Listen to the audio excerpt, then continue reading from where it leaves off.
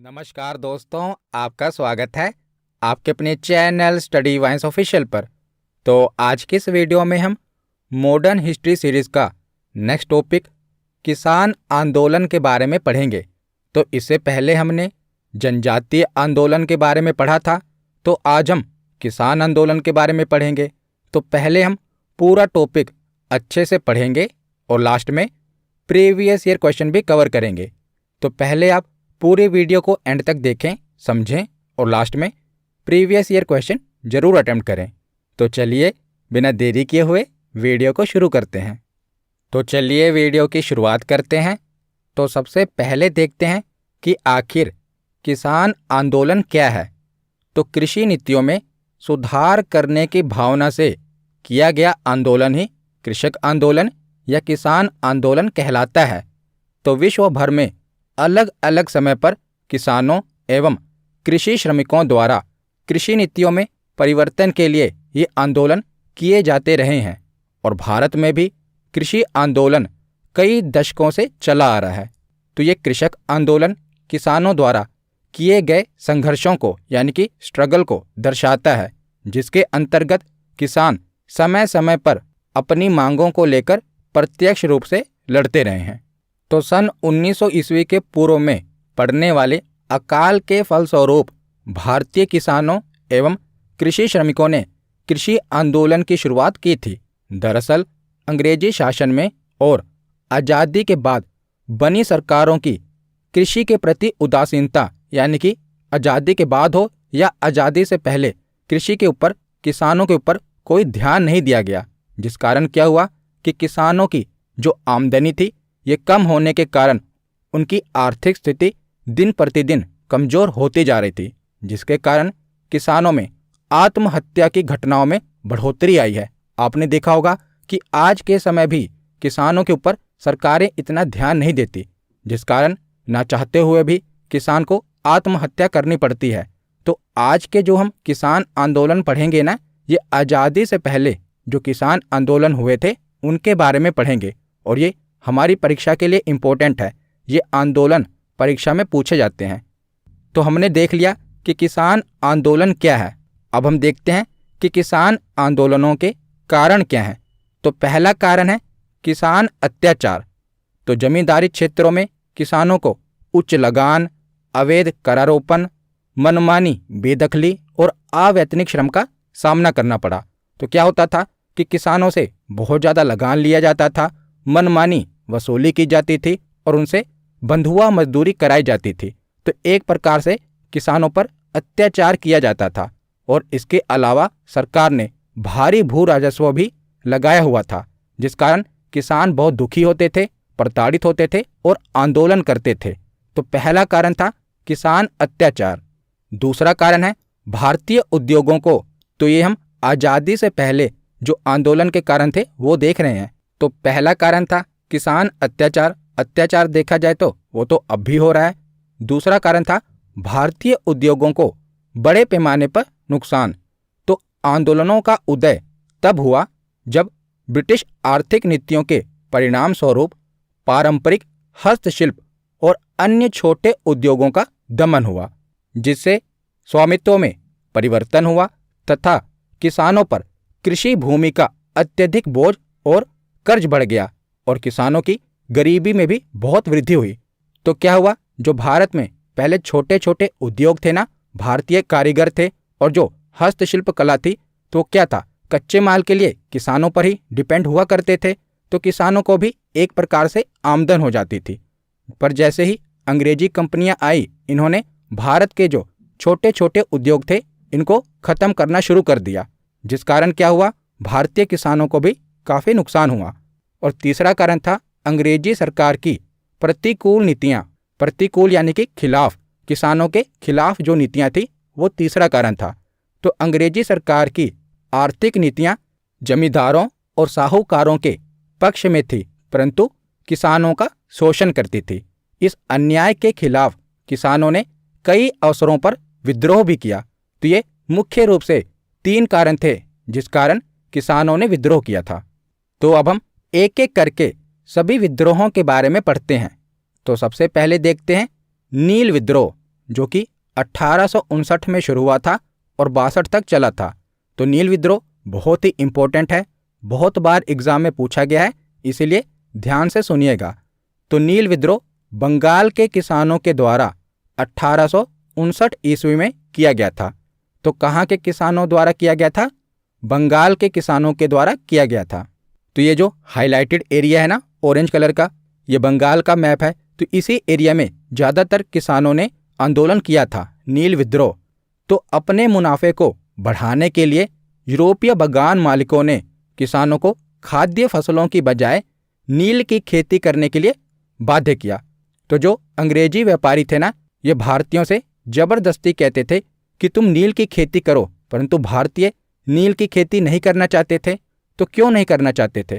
तो इसके पीछे मुख्य रूप से क्या कारण है वो हम देख लेते हैं। तो पहला कारण तो ये है कि नील की खेती के लिए कम कीमतों की पेशकश की गई। तो जो भारतीय थे उनको नील की खेती के लिए बहुत ही कम पैसे मिलते थे, उनकी लागत भी नहीं निकल पा रही थी। दूसरा कारण है नील लाभदायक नहीं था। तो जैसे कि बाकी जो अनाज उगाते थे तो एक प्रकार से वो खा तो लेते थे, पर नील को खाया तो नहीं जा सकता, तो नील लाभदायक नहीं था। तीसरा कारण था कि नील की खेती से भूमि की उर्वरा शक्ति भी कम हो जाती है, और ये सबसे मुख्य कारण था। तो जहाँ पर नील की खेती होती है ना, नील की खेती क्या करती है कि धीरे धीरे भूमि की उपजाऊ शक्ति को कम कर देती है और धीरे धीरे वहाँ की भूमि बंजर हो जाती है। तो इस प्रकार से ये तीन मुख्य कारण थे जिस कारण भारतीय किसान नील की खेती नहीं करना चाहते थे। एक तो उन्हें मुनाफा नहीं हो रहा था, और दूसरा जो उनकी जमीन थी वो भी बंजर हो रही थी, इसीलिए वो नील की खेती नहीं करना चाहते थे। तो उसके बाद है कि व्यापारियों और बिचौलियों के कारण किसानों को नुकसान उठाना पड़ता था। परिणाम स्वरूप उन्होंने बंगाल में नील की खेती न करने के लिए आंदोलन शुरू कर दिया। तो बंगाली पत्रकार हरिश्चंद्र मुखर्जी ने अपने अखबार द हिंदू पैट्रियट में बंगाल के किसानों की दुर्दशा का वर्णन किया था। तो इम्पोर्टेंट है, ये पूछा गया है कि नील विद्रोह पर सबसे पहले किस अखबार में इसके बारे वर्णन किया गया था? तो द हिंदू पैट्रियट अखबार में किसानों की दुर्दशा का वर्णन किया गया था। उसके बाद है कि बंगाली लेखक और नाटककार दीनबंधु मित्र ने अपने नाटक नील दर्पण में नील की खेती करने वाले भारतीय किसानों के साथ जो व्यवहार किया जा रहा था उसका प्रस्तुतिकरण किया। तो दीनबंधु मित्र ने क्या किया? ये नाटककार थे, तो इन्होंने अपने नाटक नील दर्पण से ये जो भारतीय किसानों के साथ बुरा व्यवहार हो रहा था ना, इन्होंने नाटक के जरिए इसे दर्शाया। तो यह पहली बार 1860 ईस्वी में इनका नाटक नील दर्पण प्रकाशित हुआ था। तो इसने बहुत बड़ा योगदान दिया था इस विद्रोह में, क्योंकि इस नाटक के कारण जो ये बंगाल के किसानों की दुर्दशा हो रही थी ये बाकियों को भी पता चली। तो इनके नाटक ने एक बड़ा विवाद खड़ा कर दिया, जिसके बाद में ईस्ट इंडिया कंपनी ने भारतीयों के बीच आंदोलन को नियंत्रित करने के लिए प्रतिबंधित कर दिया। तो आखिर अंग्रेजी ईस्ट इंडिया कंपनी को झुकना पड़ा।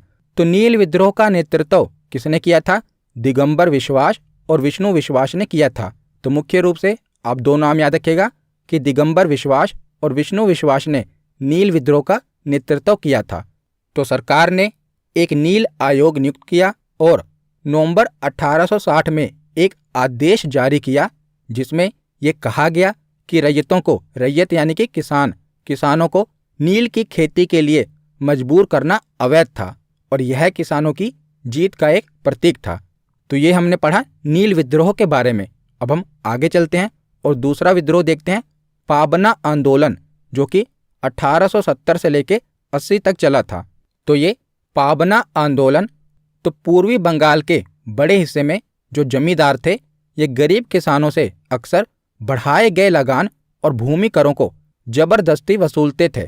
तो वर्ष 1859 के अधिनियम के अंतर्गत किसानों को अपनी भूमि पर अधिभोग के अधिकार से भी रोका गया था। अधिभोग यानी कि ऑक्यूपेंसी यानी कि कब्जे के अधिकार से भी रोका गया था। तो मैंने आपको स्थायी बंदोबस्त, रैयतवाड़ी व्यवस्था और महालवाड़ी व्यवस्था के बारे में पढ़ाया था ना। अगर आपने वो वीडियो नहीं देखी तो मॉडर्न हिस्ट्री की प्लेलिस्ट में जाकर जरूर देख लेना, तब आपको पता चलेगा कि पहले किसानों के पास उनकी जमीनों का मालिकाना हक भी नहीं था, वो जमींदारों के पास था। अगर आपने वो वीडियो देखी होगी तो आपको पता होगा। तो मई 1873 ईस्वी में पूर्वी बंगाल के पाबना जिले में एक कृषि लीग का गठन हुआ। वहीं से इस आंदोलन की शुरुआत हुई, इसीलिए इसे पाबना आंदोलन कहा जाता है। तो इनके द्वारा हड़तालें आयोजित की गईं, धन जुटाया गया, जिससे संघर्ष पूरे पूर्वी बंगाल के अन्य जिलों में फैल गया।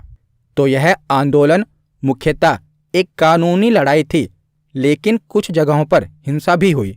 तो पाबना विद्रोह का नेतृत्व ईशान चंद्र राय, केशव चंद्र राय, सुरेंद्रनाथ बनर्जी और आनंद बोस जैसे बुद्धिजीवियों ने किया था। तो यह लड़ाई तब तक जारी रही जब सरकार ने बंगाल काश्तकारी अधिनियम द्वारा अधिभोग अधिकारों में वृद्धि कर दी, तब यह खत्म हो गई। तो एक प्रकार से इस आंदोलन में किसानों की जीत हुई थी। उसके बाद है तेभागा आंदोलन। तो तेभागा आंदोलन 1946 से 1947 ईस्वी तक चला था। आज़ादी से पहले की बात है। तो बंगाल में तेभागा किसान आंदोलन का जो नेतृत्व था, ये दमनकारी जमींदारों के खिलाफ बटाईदारों ने किया था। तो आगे मैं उदाहरण से आपको समझाऊंगा कि जमींदार कौन है और बटाईदार कौन है। पहले आप एक बार पढ़ लीजिए। तो 1946 और 47 में किसान सभा, जिसका नेतृत्व सीपीआई यानी कि कम्युनिस्ट पार्टी ऑफ इंडिया का किसान मोर्चा द्वारा किया गया, तो इनकी निम्नलिखित मांगे थी। तो तेभागा आंदोलन के अंतर्गत इनकी मांगे क्या थी? तो ये आंदोलन भी बंगाल में ही हुआ था, याद रखिएगा। तो पहली मांग थी कि फसल के आधे से 1/3 यानी कि तेभागा में जमींदारों की हिस्सेदारी में कमी होगी। अभी आगे मैं उदाहरण से आपको समझाऊंगा। तो पहली मांग तो ये थी। दूसरी मांग थी कि जमींदारों को हिस्सेदारी सौंपने से पहले जो उपज थी, ये बटाईदारों के गोदामों में ही संग्रहित होनी चाहिए। तो ये दो मांगे थी। तो ये दोनों मांगे अब हम उदाहरण से समझते हैं। तो एक तरफ थे जमींदार, जिनके पास बहुत सारी जमीनें होती थी। तो इतनी सारी जमीनों पर ये अकेले खुद से तो खेती नहीं कर सकते थे, इसीलिए खेती के लिए ये बटाईदारों की मदद लेते थे। तो बटाईदार वे गरीब किसान होते थे जिनके पास अपनी जमीनें नहीं होती थी। ये जमींदार की जमीनों पर ही खेती करते थे, ये मेहनत करते थे, और जब फसल तैयार हो जाती थी तो जितना भी अनाज होता था, पहले वो जमींदार के पास जाता था, फिर जमींदार आधा अनाज बटाईदार को देता था। तो पूरी मेहनत बटाईदार ही करता था, पर जमींदार जमीन का मालिक होता था, इसीलिए वो आधा अनाज ले लेता था। तो जैसे उदाहरण से समझिए कि अगर 6 अनाज की बोरियां हुई, तो पहले 6 की 6 जमींदार के पास जाएंगी, बटाईदार से जमींदार के पास जाएंगी, और फिर जमींदार 3 बोरियां किसे देगा? बटाईदार को दे देगा। तो बटाईदार इस बात से खुश नहीं होते थे, क्योंकि सारी मेहनत वो खुद करते थे, पर आधा ही अनाज उन्हें मिलता था। फिर तेभागा आंदोलन में बटाईदारों की क्या मांग थी? तो तेभागा आंदोलन में बटाईदारों की ये मांग थी।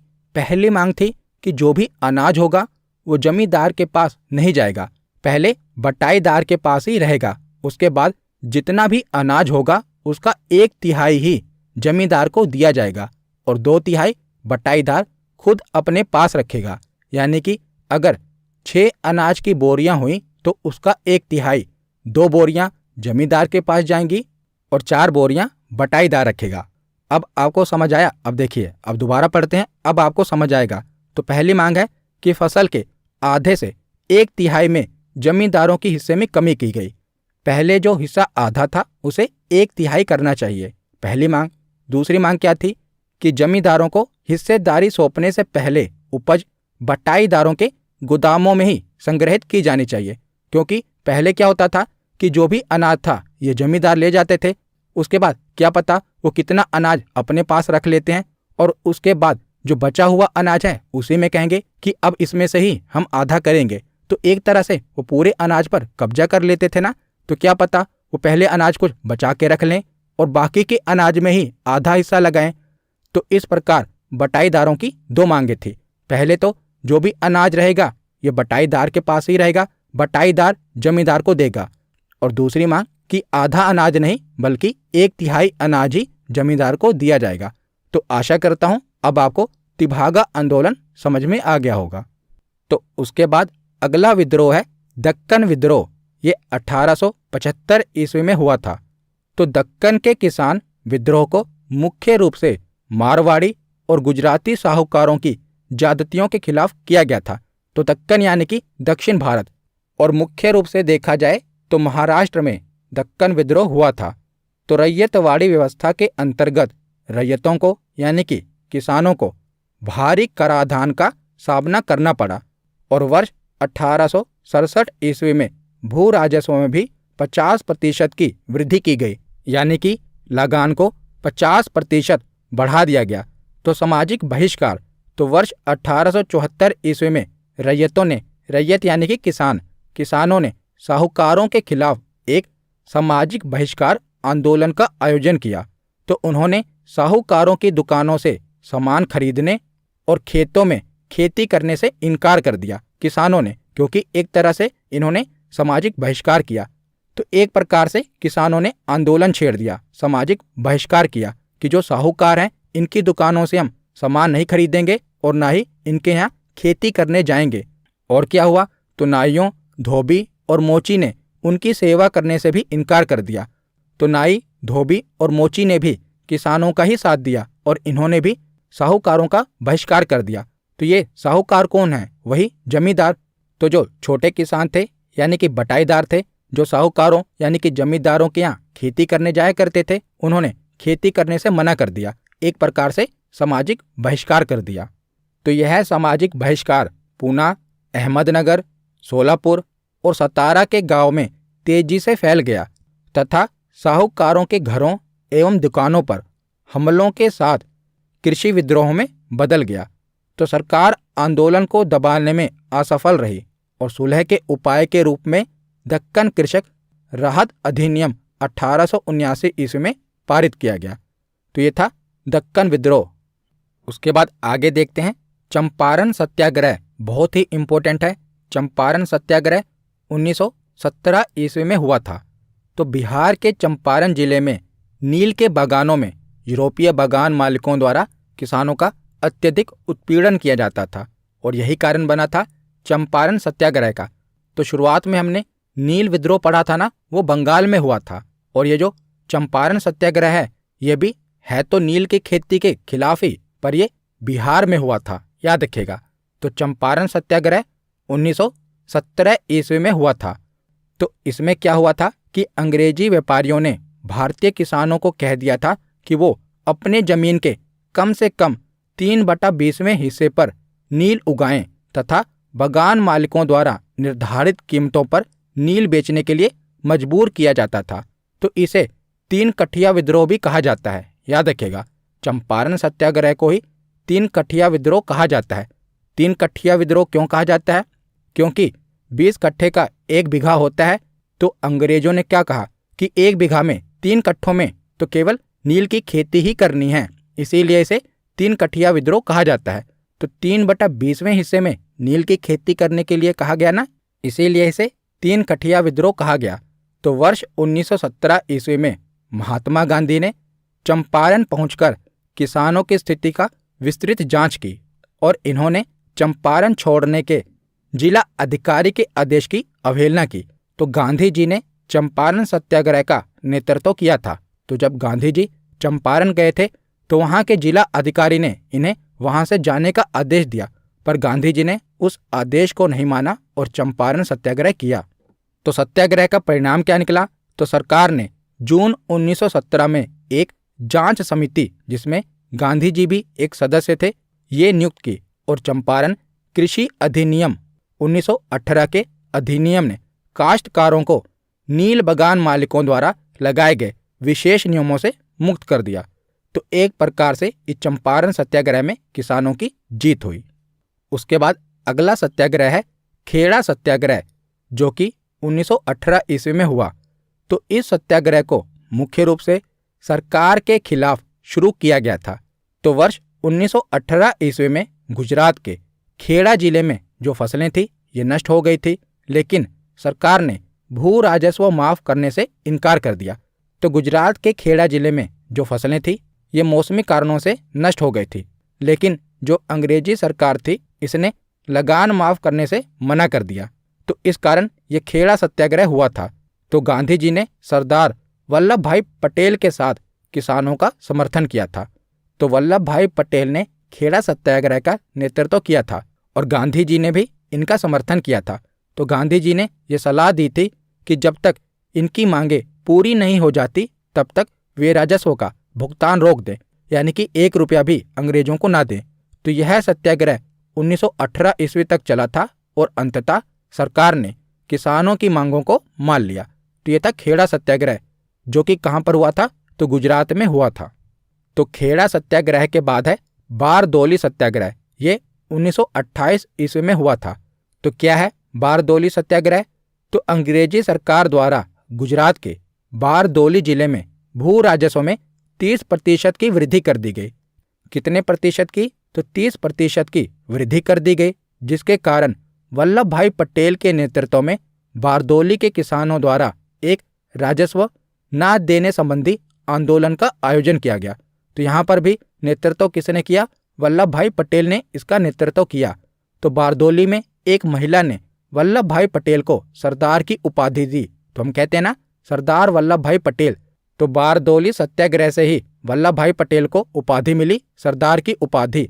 तो बड़े पैमाने पर मवेशियों और जमीन की कुर्की द्वारा आंदोलन को दबाने के लिए अंग्रेजों का असफल प्रयास किया गया, पर परिणाम स्वरूप एक जांच समिति की नियुक्ति हुई और जांच इस निष्कर्ष पर पहुंची कि जो वृद्धि है ये अनुचित थी और वृद्धि को घटाकर 6.03% कर दिया गया। तो जिस भू राजस्व की 30% वृद्धि की जा रही थी ना, उस वृद्धि को घटाकर कितना कर दिया गया? 6.03% कर दिया गया।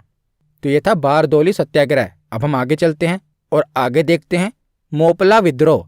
तो मोपला विद्रोह 1921 ईस्वी में हुआ था।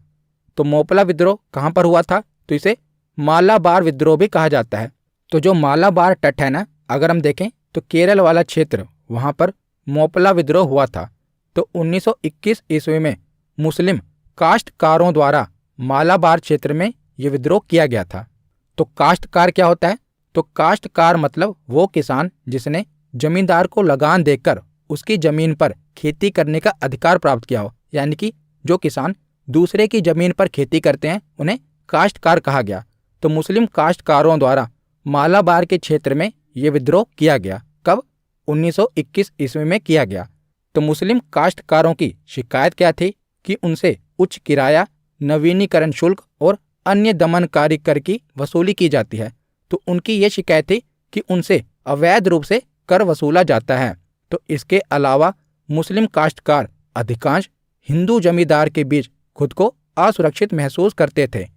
तो जो जमींदार हुआ करते थे वो अधिकांशतः हिंदू जमींदार थे। तो मुस्लिम काश्तकार अधिकांश हिंदू जमींदार के बीच खुद को असुरक्षित महसूस करते थे। और वर्ष 1921 ईस्वी में मोपला आंदोलन का विलय खिलाफत आंदोलन में हो गया था। तो उसी समय खिलाफत आंदोलन भी चल रहा था। तो मोपला आंदोलन का जो विलय हो गया था ये खिलाफत आंदोलन में हो गया था।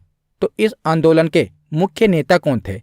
तो मोपला आंदोलन के मुख्य नेता थे अली मुसलियार। नाम याद रखिएगा, क्या नाम है? अली मुसलियार। तो मोपला विद्रोह को लेकर अलग अलग इतिहासकारों के अलग अलग मत हैं। कई इतिहासकार इस विद्रोह को मुस्लिमों द्वारा हिंदुओं के प्रति सांप्रदायिक विद्रोह मानते हैं, तो कई इसे अंग्रेजी सरकार के खिलाफ आंदोलन मानते हैं और वहीं कुछ इतिहासकार इसे हिंदू जमींदारों की ज्यादतियों के खिलाफ एक किसान आंदोलन मानते हैं। तो इसमें अलग अलग इतिहासकारों के अलग अलग मत हैं।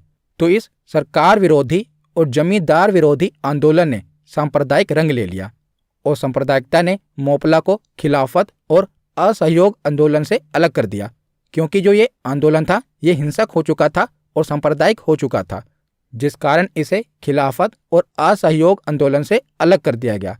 तो दिसंबर 1921 तक आंदोलन को समाप्त कर दिया गया, क्योंकि ये सांप्रदायिक हो चुका था और हिंसक हो चुका था।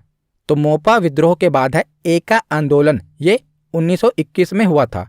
तो एका आंदोलन अवध क्षेत्र में 1921 में शुरू हुआ था और इस आंदोलन को शुरुआती जोर कांग्रेस और खिलाफत आंदोलन के नेताओं ने दिया था उच्च किराया आंदोलन का मुख्य कारण था, जो अन्य क्षेत्र में दर्ज किराए के 50% से अधिक था।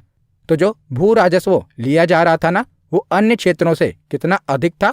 50% अधिक था, जिस कारण ये आंदोलन हुआ था। तो इस आंदोलन को यानी कि एका आंदोलन को नेतृत्व किसने किया था? तो मदारी पासी ने एका आंदोलन का नेतृत्व किया था। एका आंदोलन को एकता आंदोलन भी कहते हैं। तो जब मदारी पासी को नेतृत्व दिया गया तो वे अहिंसा को स्वीकार करने के लिए अनिच्छुक थे। वे हिंसा चाहते थे। इससे आंदोलन का राष्ट्रवादी वर्ग से संपर्क टूट गया और यह धीरे धीरे 1922 में यह आंदोलन पूर्ण रूप से समाप्त हो गया। तो यहाँ पर हमारा थ्योरी सेक्शन कंप्लीट होता है। अब हम प्रीवियस ईयर क्वेश्चन देखते हैं। तो पहला प्रश्न है कि एका आंदोलन के संबंध में निम्नलिखित में से कौन सा कथन सही है? आपको यह बताना है कि कौन सा कथन सही है। तो पहला कथन है कि यह आंदोलन 1920 में शुरू हुआ था। दूसरा कथन है कि इसे एकता आंदोलन के रूप में भी जाना जाता है। तीसरा कथन है कि एका आंदोलन की अध्यक्षता मदारी पासी ने की थी। तो इसमें से सही क्या है? तो सेकंड और थर्ड ये दोनों कथन सही हैं, पर पहला कथन गलत है, क्योंकि इसकी शुरुआत 1921 में हुई थी, ना कि 1920 में। तो इसका सही जवाब क्या होगा? ऑप्शन बी, केवल सेकंड और थर्ड इसमें सही है।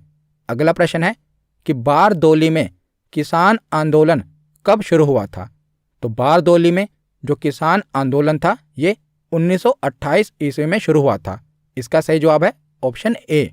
अगला प्रश्न है कि किसान आंदोलनों और उन स्थानों को सुमेलित करें जहां पर वे हुए थे। तो पहला है दक्कन विद्रोह। तो दक्कन विद्रोह महाराष्ट्र में हुआ था। अगला है मालाबार विद्रोह। तो मालाबार विद्रोह केरल वाले क्षेत्र में हुआ था। उसके बाद है नील विद्रोह। तो नील विद्रोह बंगाल में हुआ था। उसके बाद है एका आंदोलन। तो एका आंदोलन अवध वाले क्षेत्र में हुआ था। तो इसका सही जवाब क्या होगा? ऑप्शन में देखा जाए तो ऑप्शन सेकंड, फर्स्ट का ए, सेकंड का डी, थ्री का बी और फोर्थ का सी। तो इसका सही जवाब होगा ऑप्शन बी। अगला प्रश्न है कि निम्नलिखित में से कौन सा आंदोलन किसान आंदोलन से संबंधित नहीं था?